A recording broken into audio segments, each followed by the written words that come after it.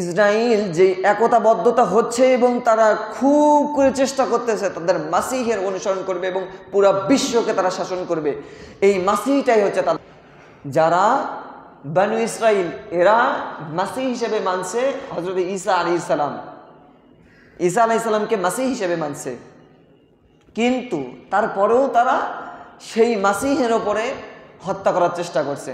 ওমা কাতালুহু ওমা সালাবুহু কোরআনের ভাষা। কিন্তু বারবার তারা এই হত্যা চেষ্টা করেও সফল হতে পারে নাই, একটুও কাদা ছিটা ফোটা তার গায়ে লাগতে দেয় নাই আল্লাহ। আল্লাহ তার কাছে নিয়ে নিয়েছেন।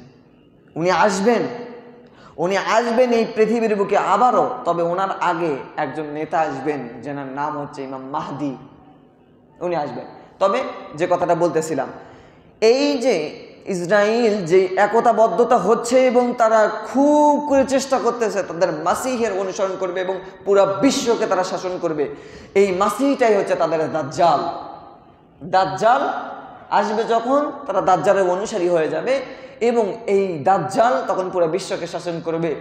যখন পুরো বিশ্বকে শাসন করতে করতে যখন জুলুমের অত্যাচারের যে পরিমাণটা এটা যখন একেবারেই বেশি হয়ে যাবে, আল্লাহ রাব্বুল আলামিন তার মধ্যেই ইমাম মাহদিকে পাঠাবেন এবং আল্লাহ পাক সরাসরি আসমান থেকে ঈসা আলাইহিস সালামকে পাঠাবেন। সেই ঈসা আলাইহিস সালাম আসার পরে তখন একবারে পরিপূর্ণভাবে একটা যুদ্ধ শুরু হয়ে যাবে।